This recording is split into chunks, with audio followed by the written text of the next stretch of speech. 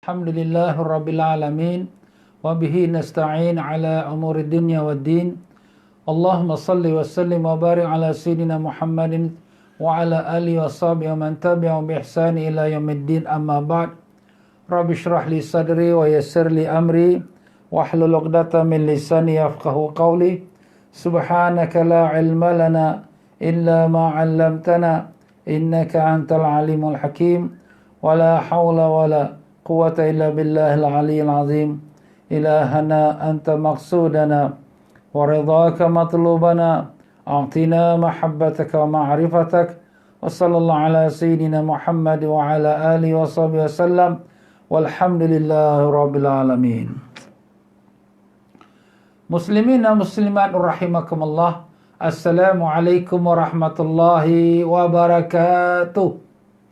Alhamdulillah, syukur kita pada Allah Ta'ala yang telah mempertemukan kita pada pengajian Tazkirah Ramadan pada hari Ahad hari ini 26 hari bulan April bersama dengan 3 Ramadan. Alhamdulillah, syukur pada Allah yang telah panjangkan umur kita, dapat kita melakukan ibadat puasa Ramadan yang hari ketiga ini. Semoga Allah terima puasa kita hari ini dan dijadikan puasa yang mendapat redha daripada Allah Ta'ala. Amin ya Rabbal Alamin. Ya para sekalian, mereka yang mengikuti program Tazkir Ramadan ini, apa khabar semua? Alhamdulillah. Mudah-mudahan Allah panjangkan umur semua dalam sihat walafiat, disembuhkan semua penyakit, dikabulkan sekalian hajat, dibukakan pintu ma'rifat, ditanamkan iman dan taqwa, dimatikan semua kita dalam iman, dalam Islam, dalam husnul khatimah dengan barakah syafaat Nabi Rasulullah sallallahu alaihi wasallam. Allahumma amin ya rabbal alamin. Ya para jemaah sekalian, alhamdulillah kita masih lagi mengikuti pengajian daripada kitab Marhaban ya Ramadan. Kita telah sebutkan dalam pelajaran kita yang lepas daripada pengajian semalam mengenai perkara-perkara yang sunat daripada sunat dalam berpuasa, dan kita juga telah masuk sedikit daripada perkara yang makruh dalam kita berpuasa. Antara yang makruh yang dalam kita berpuasa yang kita telah sebutkan ialah bahawa apabila kita merasakan makanan ataupun minuman yang kita tak perlu merasakannya, seperti kita yang tak ada sangkut paut dengan memasak, kita nak pergi rasakan makanan tu, itu dilarang. Tapi kalau kita buat, itu makruh. Tapi kalau kita telan, batal. Kalau kita buang, itu tidak batal. Jadi itulah dia. Tapi kalau ibu-ibu yang memang memerlukannya untuk rasakan masakan dia, itu diharuskan. Dan demikian pula kepada kita katakan, kita telah sebutkan juga makruhnya dalam berpuasa kalau kita sahur terlalu kenyang, berlebih-lebihan. Kenapa? Takut nanti besok lapar. Ini juga makruh. Kenapa? Kerana dia menghilangkan akan hikmah puasa yang asalnya. Nak juga kita rasakan kelaparan itu supaya dapat kita rasa sifat-sifat tawaduk, sifat belas kasihan, sifat rendah diri, dan demikianlah baik sekali sifat-sifat yang baik. Dan demikian juga kita telah mengatakan makruh kalau terlalu banyak tidur di siang hari waktu kita berpuasa. Walaupun puasa tidur siang hari itu dalam ibadat puasa tu dapat pahala ibadat, tapi kalau ada terlebih banyak sangat pun dah jadi makruh pula. Kerana tidur itu adalah saudara mati. Sebagaimana kata sabda Nabi sallallahu alaihi wasallam, "An-naum akhul maut", iaitu tidur tu saudara mati. Kenapa? Sebab orang tidur tu dia macam orang matilah, tak sedar apa-apa pun. Maka kalau dia terlalu banyak tidur, dia akan mematikan hati kita. Hati kita akan jadi keras, hati kita tidak akan dapat marifat, hati kita tidak akan hidup rohaninya. Jadi jangan terlalu banyak tidur di siang hari. Dan demikian juga makruh dalam memakai celak. Sebagaimana kita katakan, memakai celak boleh menaikkan nafsu kepada orang yang melihatnya. Lebih-lebih lagi kalau orang perempuan yang memakai celak siang hari dalam bulan puasa, maka dia menaikkan nafsu kepada lelaki-lelaki yang melihatnya. Dan hari ini kita menyambung lagi dalam kitab yang disebutkan tadi, Marhaban ya Ramadan, yang telah disusun oleh As-Sayyid Muhammad Amin Al-Idrus, seorang ulama di kota Madinah Munawwarah, yang berguru kepada seorang yang sangat alim dalam ilmu fikih Syafi'i, iaitu Al-Alim Al-Allama Al-Habib Zain bin Samit. Semoga Allah Ta'ala tinggikan kedua mereka darjatnya dan dilimpahkan rahmat kepada kedua mereka dan dijadikan ilmu mereka barakah melimpah kepada kita semua. Dengan niatnya tersebut, kita hadiahkan kepada kedua mereka suratul Fatihah. A'udzubillahi minasyaitonirrajim. Bismillahirrahmanirrahim. Alhamdulillah rabbil alamin arrahmanir rahim. Iyyaka na'budu wa iyyaka nasta'in. Siratal ladzina an'amta 'alaihim. Makruh yang kelima di dalam masa kita berpuasa ialah memakai wangi-wangian. Memakai wangi-wangian ini makruh dalam masa kita berpuasa. Ustaz, kan katanya pakai wangi itu sunat. Kan Nabi suka pakai wangian. Memang betul. Tetapi oleh kerana unsur wangian ini juga menghidupkan perasaan keinginan. Keinginan tu boleh bawa kepada perasaan nafsu. Jadi apabila kita mewangi-wangian, kita okeylah tapi orang sebelah kanan kita, sebelah kiri kita, isteri kita atau suami kita yang berdekatan kita, ternaik perasaan dia, alamak wangi bini aku ni, wangilah perempuan ni, kan nafsu tu. Jadi ini pun bimbang juga kerana setiap perkara yang boleh membangkitkan hawa nafsu itu makruh. Kenapa? Kerana kita nak puasa ni, kita nak bersihkan hati kita, rohani kita dan nafsu kita nak bersihkan, nak jadikan nafsu kita nafsu yang tenang, mutmainnah, yang tunduk kepada Allah Ta'ala. Jadi dengan itu makruh kita memakai wangi-wangian dalam masa kita berpuasa, maupun puasa wajib seperti Ramadan atau puasa sunat, puasa-puasa yang lain. Dan juga makruh kita mendengarkan muzik, menonton televisyen, dan juga perkara iaitu perkara yang boleh membangkitkan nafsu. Inilah ya, kita dalam masa berpuasa ni, kita bukan puasa hanya tak makan tak minum, tapi puasa juga daripada telinga kita. Apa tu telinga kita? Jangan kita dengarkan yang melalaikan. Lagu-lagu, muzik-muzik yang tidak ada faedah, yang melalaikan, yang menghayalkan kita, yang membawa kita fikiran kepada wanita atau lelaki atau sesuatu yang lain daripada Allah. Maka itu semua boleh membawa kepada makruh. Elakkanlah perkara tersebut. Dan demikian juga, iaitu menonton TV, menonton FB, menonton filem-filem yang dalam kita punya laptop dan sebagainya. Perkara-perkara itu boleh melalaikan kita. Apalagi kalau gambar-gambar itu gambar-gambar yang terbuka aurat. Maka ini semua adalah merosakkan kita punya ibadat puasa. Puasa sah, tapi makruh. Apa makna makruh? Tak disukai. Artinya dibenci. Apa maksudnya? Pahala tu dah mula berkurangan. Jadi kita puasa bukan hanya puasa perut saja, tapi mata pun puasa. Janganlah kita melihat sesuatu yang tak disukai oleh agama. Apalagi kalau kita melihat wanita-wanita dalam pakaian yang terbuka aurat. Kita dalam puasa, astagfirullah, palingkan mata kita. Jangan kita lihat kepada mereka. Ini semua perkara yang akan disebutkan nanti sebentar lagi. Jadi dalam perkara ini, kita elakkan. Dan hatta kepada, maaf kata, suami, isteri, walaupun dia tu adalah halal, memang halal, tetapi dalam keadaan kita berpuasa ni, elakkan daripada pakaian kita yang membukakan perasaan nafsu kita kepada isteri atau pada suami. Jadi kita jagalah, bukanlah nak kena bertudung tu, tidaklah. Duduk dalam rumah takkan nak bertudung, tetapi maknanya pakaian tu biarlah yang kita kata yang decent, yang sempurna, yang baik. Bukanlah pakaian yang mendedahkan tubuh badan, yang boleh menggairahkan maupun menggairahkan suaminya ataupun isterinya. Kita jagalah perasaan isteri dan suami kita. Dan demikian juga perkara yang dimakruhkan dalam masa kita berpuasa, yang keenam ialah bersiwak setelah zawal, setelah azan zuhur, ketika berpuasa wajib atau sunat. Hukumnya adalah makruh kerana dapat menghilangkan aroma bau mulut yang telah berubah kerana sebab berpuasa. Dan hukum ini menurut pendapat yang kuat dalam mazhab Imam Syafi'i rahimahullah ta'ala, berdasarkan daripada hadis Nabi sallallahu alaihi wasallam, wallazi nafsi biyadihi la khalufu fami sa'im atyabu 'indallahi min rihil misk, rawahul Bukhari. Artinya, dan demi zat yang memiliki jiwaku, iaitu Allah SWT, sesungguhnya bau mulut orang yang berpuasa lebih wangi di hadapan Allah dari bau mulut daripada baunya minyak kasturi. Hadis riwayat Imam Bukhari.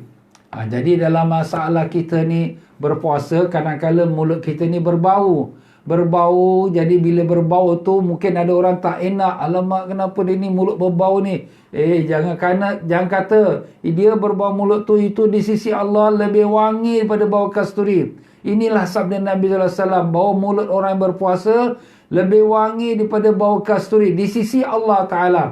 Jadi ada ulama mengatakan di sisi Allah Ta'ala, mana di saat ini, sekarang ini, kita bau mulut busuk, tetapi di sisi Allah tu wangi. Ada ulama mengatakan, sekarang ini bau busuk, tapi nanti di akhirat, bila kita menghadap berjumpa Allah, bau mulut kita tu lebih wangi pada bau kasturi. Kedua-dua terjemahan tu boleh kita terima pakai. Jadi oleh kerana itulah Imam Syafi'i atau mazhab Syafi'i rahimahullah ta'ala, mereka berpendapat bahawa kalaulah sekira kita nak bersiwak tu maknanya menggosok gigi lah. Biasa kita pakai kayu siwak ni untuk kita gosok gigi kita sebelum salat, sebelum wuduk, itu memang sunat ya. Tetapi kalau sekiranya kita gosok gigi ni boleh sebelum zuhur. Selepas masuk waktu zuhur, dah azan zuhur, makruh. Kenapa makruh? Sebab dengan dia gosok gigi itu menghilangkan bau mulutnya. Jadi dengan itu hilang fadilat yang disebut oleh Nabi kita sallallahu alaihi wasallam. Itulah pada pendapatnya kuat dalam mazhab Syafi'i rahimahullah taala. Dan di sini sedangkan menurut pendapat Imam Nawawi rahimahullah taala, memakai siwak setelah azan zuhur ketika berpuasa wajib atau sunat, hukumnya adalah tidak makruh. Ini ada sikit perbezaan dalam mazhab Syafi'i sendiri. Al-Imam Nawawi rahimahullah taala seorang ulama yang hebat dalam mazhab Syafi'i. Beliau pula mengeluarkan pendapat bahawa tidak makruh memakai siwak walaupun selepas zuhur, walaupun puasa sunat atau puasa wajib. Kenapa? Sebab setelah dikaji, sebenarnya bau busuk mulut ini dia bukan datang daripada mulut, dia datang daripada perut. Oleh kerana kita berpuasa, jadi perut kita kosong. Jadi bila perut kita kosong, kita yang perut tu menggesel-gesel antara satu sama lain. Jadi dia mengeluarkan bau. Bau itulah yang keluar di mulut kita. Jadi kalaulah sekiranya kita mengambil siwak, dengan kita gosokkan gigi kita, dia tidak akan menghilangkan bau busuk itu. Kenapa? Kerana bau busuk bukan datang pada mulut, tapi dia datang daripada perut kita yang naik ke mulut. Jadi kata Imam Nawawi rahimahullah ta'ala, atas dasar itu, kenapa kita nak mengharamkan atau kita nak memakruhkan pakai siwak? Sedangkan dia tak merosakkan bau mulut kita itu. Dia tak menghilangkan bau mulut kita itu. Jadi kekalan masih dibolehkan. Jadi di sini tuan-tuan dan puan-puan rahimakumullah, kepada mereka yang nak berpegang pada pendapat Imam Syafi'i atau mazhab Syafi'i yang kuat, yang mengatakan makruh, maka dia tak pakailah siwak ni lepas pada waktu zuhur. Tapi kalau mereka yang berpegang pada mazhab atau kita kata pada Imam Nawawi, seorang ulama yang hebat dalam mazhab Syafi'i, bolehlah memakai kayu siwak walaupun selepas pada zuhur. Dan sebenarnya memakai kayu siwak ini sebelum kita solat adalah sangat-sangat dianjurkan. Dalam sepatutnya hadis Nabi sallallahu alaihi wasallam menyebutkan as-salatu bisiwak afdalu min sab'ina salah bila siwak. Satu semayang dengan pakai siwak, iaitu sebelum kita angkat takbir, kita gosok gigi kita sikit dengan niat ikut sunnah Nabi sallallahu alaihi wasallam, maka lebih baik daripada 70 semayang tanpa bersiwak. Jadi di sini baguslah. Habis kalau kita puasa, jadi kalau ikut pendapat Imam Nawawi, walaupun lepas daripada zuhur pun bolehlah kita memakainya, memakai siwak tu kerana mendapatkan fadilatnya dan tidak menghilangkan bau busuk mulut kita. Yang ketujuh daripada perkara yang makruh dalam kita berpuasa, berkumur-kumur ketika berpuasa tanpa sebab yang dibenarkan oleh syarak. Hukumnya adalah makruh, sebagaimana hukum menggunakan siwak setelah zawal. Jadi berkumur-kumur. Berkumur-kumur ni kita sunat kalau kita dalam masa berwuduk. Itu memang sunat. Masih kekal sunatnya. Walaupun dalam kita berpuasa. Tetapi kalau sekiranya kita berkumur-kumur yang bukan tujuannya nak berwuduk. Kenapa ni kau berkumur-kumur? Sajalah aku rasa tak sedap lah mulut nak kumur-kumur sikit. Itu makruh. Tetapi kalau sekiranya ada najis kat dalam mulut kita, kita nak bersihkan, itu memang disuruh. Najis, macam mana najis? Misal kata gigi kita berdarah. Ada orang giginya mudah berdarah. Jadi dia pun komor-komor supaya nak buangkan dia punya darah dia. Itu boleh, tak apa. Tapi kalau saja-saja nak komor-komor dengan tanpa ada sebab syarak, maka hukumnya makruh. Macam itulah juga kalau kita kata bersiwak selepas zuhur tu makruh, berkomor-komor pun makruh. Tapi berkomor-komor makruh ni daripada pagi lah. Bukan nak tunggu lepas zuhur baru dia jadi hukum makruh.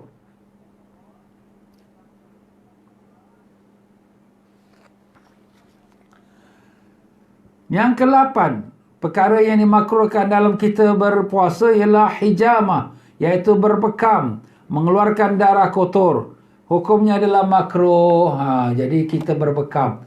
Berbekam ni sebenarnya asalnya hukumnya sunnah Nabi sallallahu alaihi wasallam. Jadi darah kita ni kadang-kadang perlu dibuangkan yang kotor, dan itulah dia berbekam. Tetapi kalau sekiranya kita dalam masa berpuasa kita berbekam, dia akan melemahkan badan kita pasal darah kita dah mula keluar sedikit. Jadi dengan itu dihukumkan makruh, jangan sampai dia boleh mengganggu ibadah puasa kita. Itulah dalam masalah berbekam. Baik, kita sekarang ni akan masuk pula dalam pembicaraan tentang perkara yang membatalkan akan pahala puasa. Puasanya sah, tapi pahala dia batal. Apa pula tu? Itulah dia tuan-tuan ya. Perkara-perkara yang membatalkan pahala puasa tapi tidak membatalkan puasa itu sendiri. Itulah dia sabda Nabi sallallahu alaihi wasallam, kam min sa'imin laisa lahu min siyamihi ilal ju' wal atash. Berapa ramai daripada orang yang berpuasa tapi tak dapat apa-apa dari puasanya melainkan lapar dan dahaga. Kenapa dia lapar? Sebab tak makan.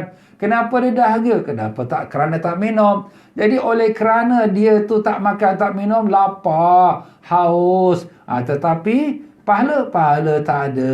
Kesian dia. Kenapa jadi macam tu? Itulah yang Nabi nak sebutkan di sini. Aifu siyam. Fa inna siyam laisa minat ta'am wala minat syarab walakin siyam minal ma'asi. Artinya, muliakanlah ibadah puasa.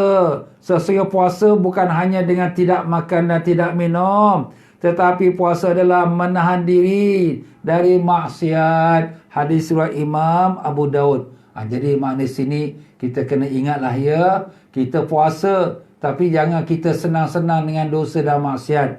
Alhamdulillah lah, sekarang ini kita ni tahun ini puasa Ramadan kita special, luar biasa. Ustaz kenapa? Pasal tak pernah berlaku dalam sejarah kita puasa kita kena duduk rumah, stay home. Kan? Masya Allah. Bukan kata kita satu dunia. Nah, sekarang ni kita stay home. Terselamat mata kita. Tak tengok di luar tu. Kalau kita nak pergi ke pejabat, nak pergi ke pasar, nampaklah aurat-aurat yang terdedah. Auzubillah.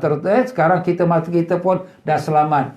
Tapi belum selamat habis lagi. Kenapa? Kat rumah kita ada TV, kat tangan kita ada handphone, dekat laptop kita boleh buka satu dunia. Allah jaga tuan-tuan, ini semua balik pada iman ya. Kalau kita tahu kita ni berpuasa, astagfirullah, kenapa aku nak buka tengok gambar-gambar tak baik? Aku ni puasa, Allah tengok aku. Tak malu ke aku? Astagfirullahalazim. Buat penat je puasa, tak makan, tak minum, tapi tak dapat pahala apa-apa. Jadi macam itulah tuan-tuan ya, jagalah diri kita, mata, panca indera kita. Dan juga jangan lupa, maksiat tu bukan hanya dengan mata, dengan telinga, dengan lidah. Kadang maksiat dengan jari kita. Kita typekan, kita share pula cerita-cerita keaiban orang, keburukan orang dengan kawan-kawan. Ini semua maksiat, dosa kita, na'udzubillah. Bahkan dosa besar sekali. Kenapa? Kalau dulu kita mengumpat satu orang, sekarang kita mengumpat, kita buat cerita, kita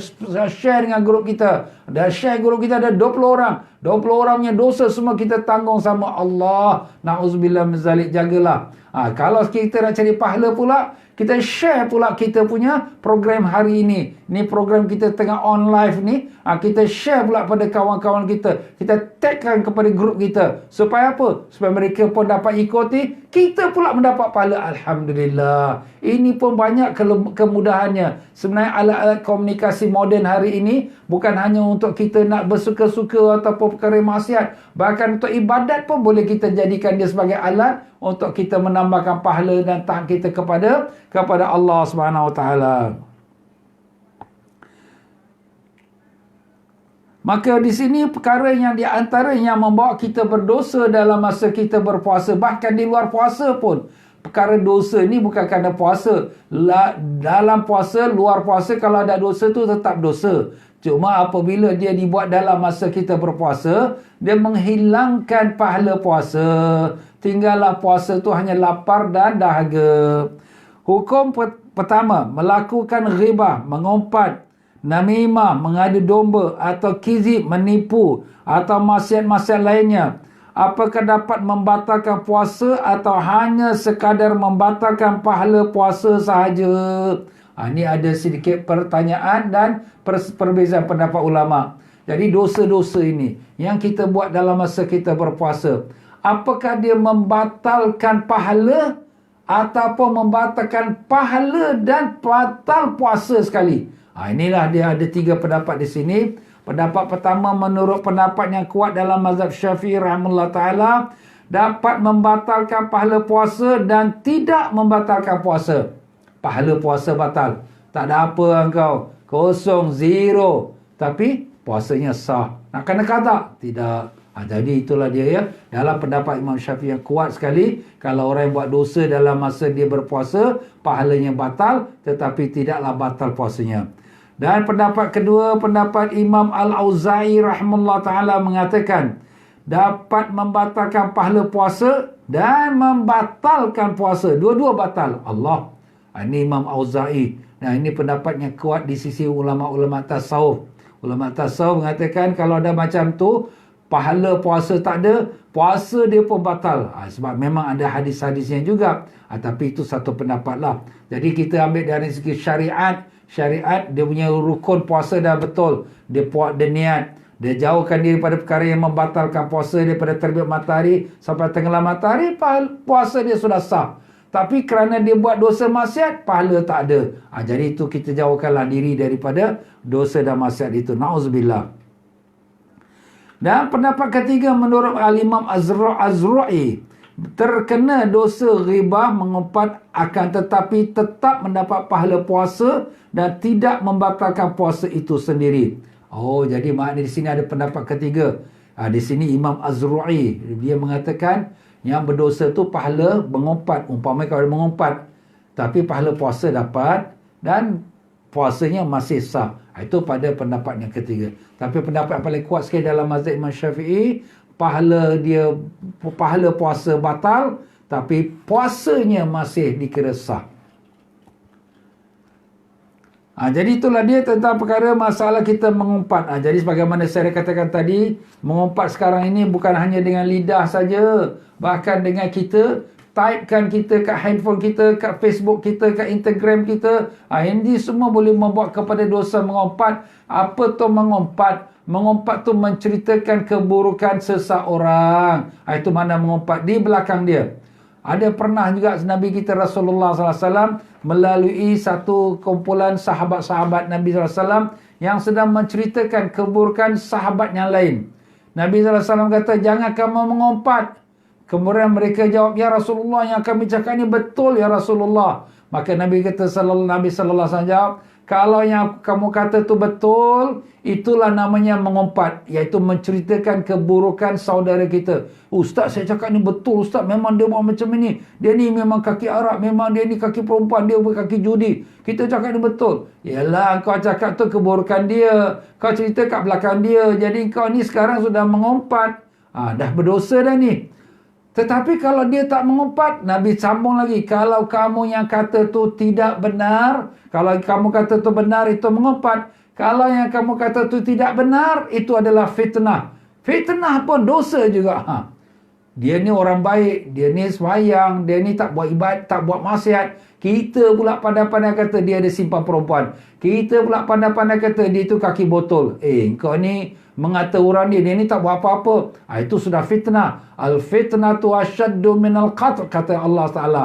Fitnah itu lebih dahsyat daripada membunuh. Kita bunuh orang, mati, dosa besar. Begitulah fitnah, lebih dahsyat lagi. Itulah dia tuan-tuan dan puan-puan ya.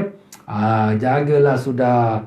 Jangan kita sibukkan dengan hal urusan orang. Kita dapat mesej, jangan terus hantar. Ini mesejnya cerita keburukan orang. Sudahlah, kita padamkan saja. Tak payah kita sebar-sebarkan. Habis kalau orang tu betul tak buat, orang tu betul buat yang tak baik, itu antara dia dengan Allah Ta'ala. Besoknya akan hukum dia Allah, bukan kita. Bukan kita yang nak bagi dia pahala, bukan kita yang nak bagi kita dosa. Apa kita nak sibukkan dengan hal orang? Kita sibukkan diri kita ni. Dosa kita ni banyak ni. Belum lagi kita tahu kita Allah Ta'ala ampunkan ke tidak. Allahumma ya Allah, ampunkanlah dosa-dosa kami ya Allah. Maafkanlah ketelanjuran kami yang mana kami telah lakukan yang kami sedar atau tidak. Mengumpat dan mengata saudara-saudara kami. Amin ya Allah, amin ya Rabbal Alamin. Habis ustaz kita ni kalau dah pernah mengumpat orang ni macam mana? Kita kena minta maaf dengan dia. Jumpa dia, minta maaf. Ataupun kita hantar mesej, saya minta maaf lah, saya pernah mengata awak ataupun menyampaikan keburukan awak pada orang lain. Kita kena minta maaf. Habis ustaz, kalau kita tunggu hari raya, kita kata maaf zahir batin, dalam mazhab Syafi'i tak sah lagi. Kenapa? Andai kata kalau orang itu tahu yang kita ni mengumpat, dia nak maafkan ke tidak? Mungkin tidak maafkan. Oh, engkau yang mengumpat aku kan? Kita jumpa, Assalamualaikum, selamat raya, maaf zahir batin. Itu pada zahir saja. Orang tu mana dia tahu kita buat apa. Kita pun okey, kita pun sama-sama maaf zahir batin.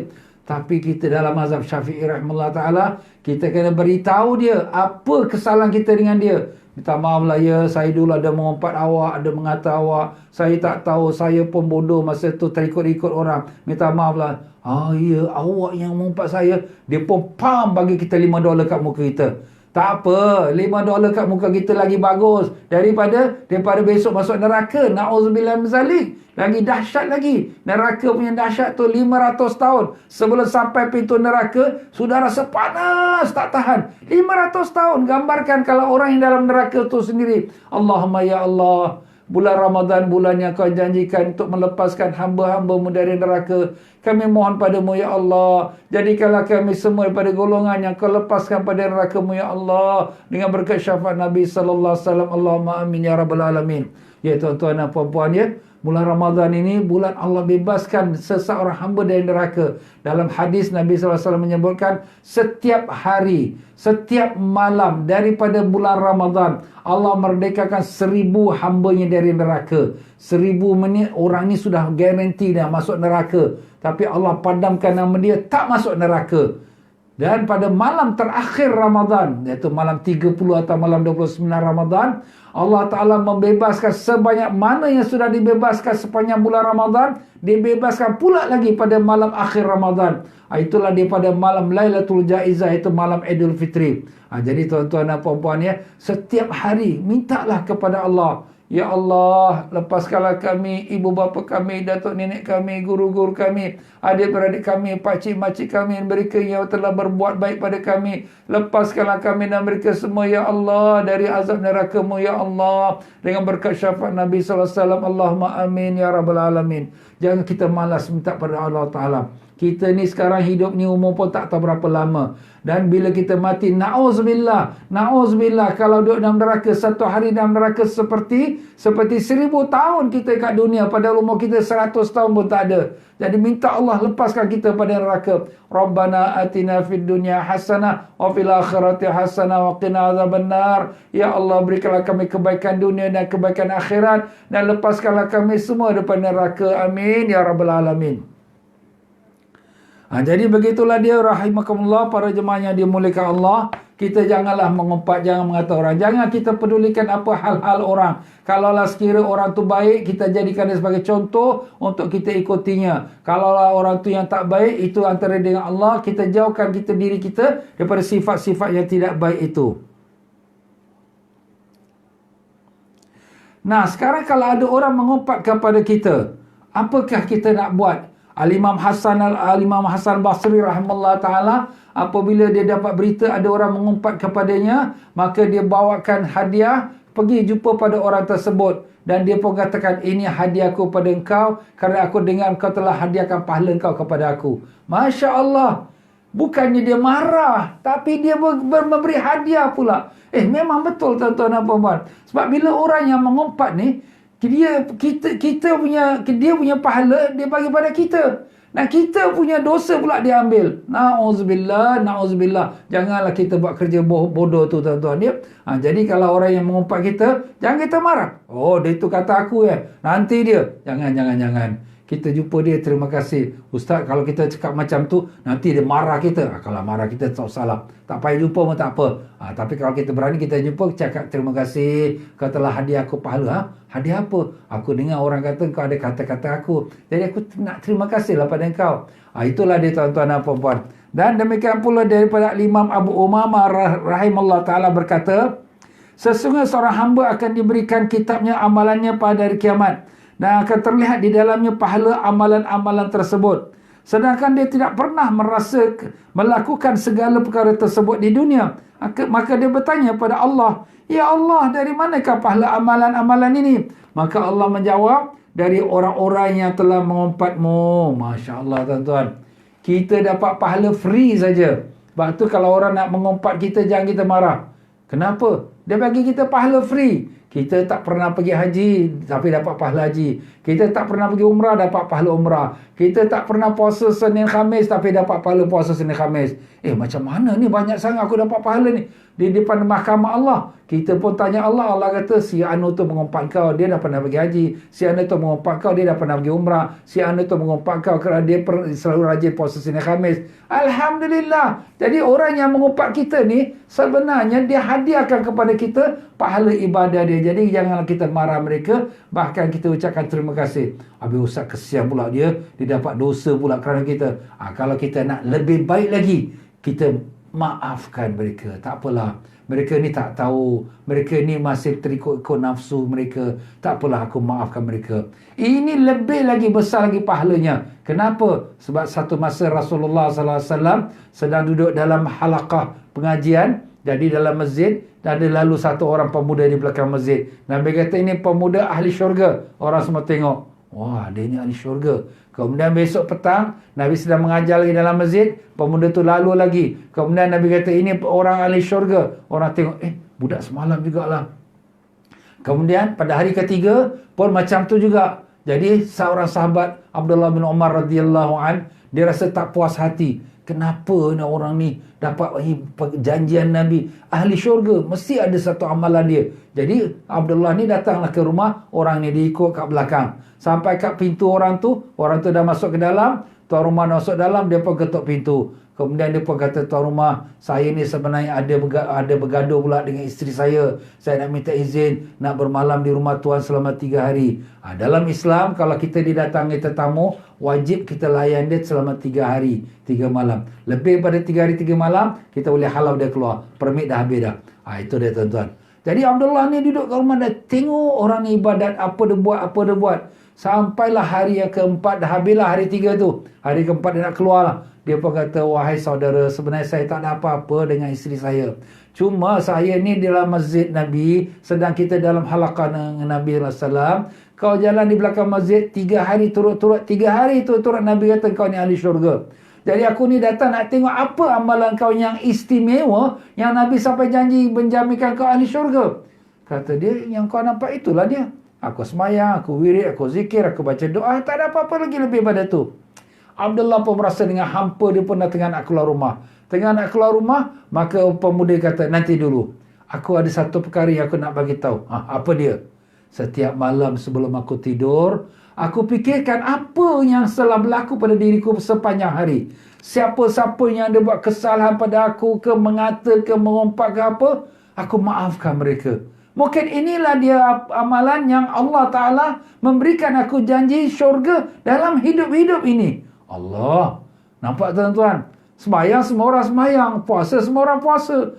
Masya Allah, sedekah semua orang sedekah. Tapi satu perkara yang agak berat yang tak semua orang boleh buat. Apa dia? Maafkan orang. Walaupun orang tu tak minta maaf dengan kita, Ustaz. Yes, walaupun orang tu tak minta maaf, kita maafkan orang. Bila kita maafkan orang, Allah Maha Pengampun, Maha Pemaaf. Allah ampun dan maafkan kita. Allah, apa lagi kita nak?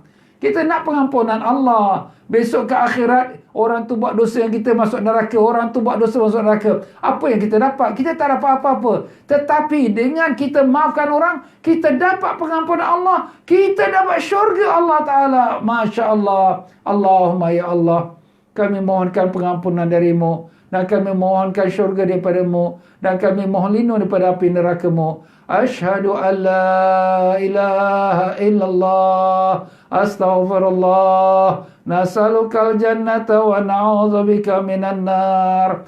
Ashhadu an la ilaha illallah. Astaghfirullah. Nas'alukal jannata wa na'udzubika minan nar. Ashhadu an la ilaha illallah. Astaghfirullah. Nas'alukal jannata wa na'udzubika minan nar. Allahumma innaka afuun tuhibbul afwa fa'fu anna. Allahumma innaka afuun tuhibbul afwa fa'fu anna. Allahumma innaka afuun tuhibbul afwa fa'fu anna ya karim. Allahumma ya Allah, kami beriman padamu, kami mohon ampun daripada-Mu, kami mohonkan syurga-Mu, kami mohon lindung daripada neraka-Mu ya Allah. Ya Allah, kalau Tuhan yang Maha Pengampun, Kau suka ampunkan hamba-Mu, ampunkanlah kami dan segala kaum muslimin ya Rabbal Alamin. Ya Allah, angkatkanlah penyakit COVID-19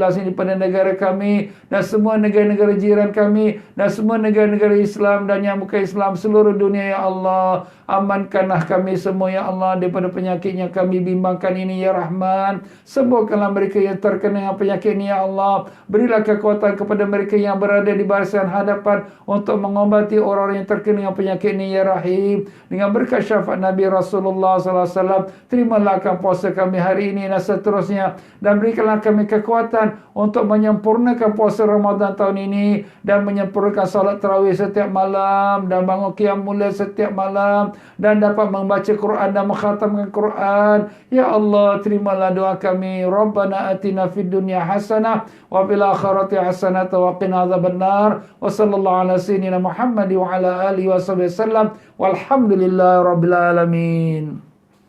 Ya tuan-tuan dan puan-puan rahimakumullah, InsyaAllah kita akan menyambung lagi dengan pengajian kita pada esok petang jam 5.30 petang. Bagi mereka yang tertinggal daripada pengajian kita petang ini, mereka juga boleh mengikuti apa yang telah kami rakamkan ini bila-bila masa melalui link yang kita sekarang edarkan, yang tuan-tuan ikuti sekarang ini. Link yang sama ini tuan-tuan boleh ikuti pengajian kita pada waktu bila-bila waktu juga. Sekian saja, minta maaf daripada saya kalau ada salah silap perkataan saya, terkasar bahasa, tersinggung perasaan. Yang mana benar semua daripada Allah, yang mana yang kelemahan dan kekurangan adalah daripada kebodohan saya, kebebalan saya, minta maaf banyak. Saya akhiri dengan wabillahi taufiq wal hidayah. Wassalamualaikum warahmatullahi wabarakatuh.